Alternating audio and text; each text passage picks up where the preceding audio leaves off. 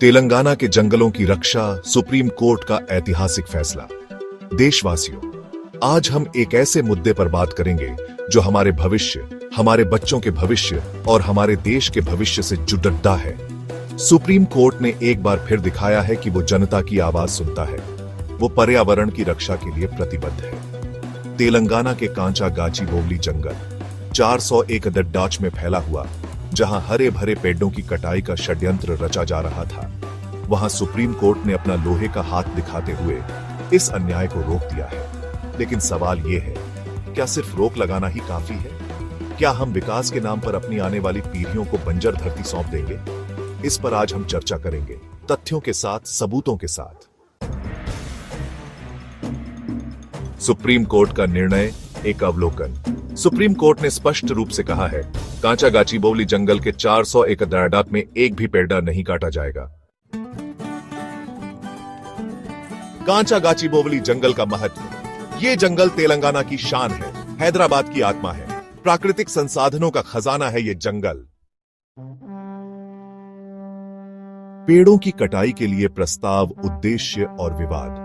शहरीकरण के नाम पर, विकास के नाम पर इस जंगल को नेस्तनाबूद करने की साजिश रची जा रही थी। चैप्टर 4, कानूनी पहलू, सुप्रीम कोर्ट का दखल। लेकिन देश की सर्वोच्च अदालत ने आंख बंद करके विश्वास नहीं किया और इस मामले में हस्तक्षेप किया। चैप्टर 5, पर्यावरणीय दृष्टिकोण, जंगलों की महत्वता।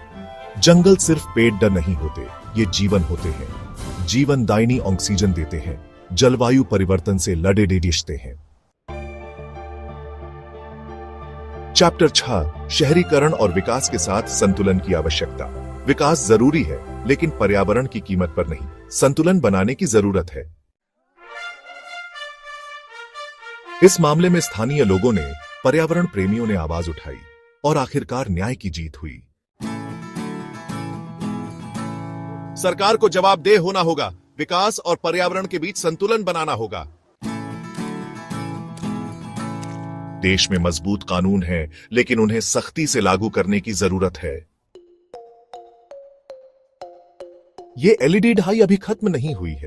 पर्यावरण संरक्षण के लिए हमें एकजुट होना होगा। विकास का मतलब विनाश नहीं होता। एक बेहतर कल के लिए हमें प्रकृति का साथ देना होगा। देशवासियों, ये सोचने का वक्त है, जागने का वक्त है। क्या हम अपने स्वार्थ के लिए अपनी आने वाली पीढ़ियों को एक बंजर धरती सौंप देंगे? हमें पर्यावरण के प्रति जागरूक होना होगा। अपने वन नीतियों पर सवाल उठाने होंगे। शहरीकरण के दीर्घकालिक प्रभावों को समझना होगा। कानून को, न्याय को अपना काम करना होगा। याद रखिए, पृथ्वी हमारे पास सिर्फ विरासत में नहीं आई है, बल्कि हमने इसे अपनी आने वाली पीढ़ियों से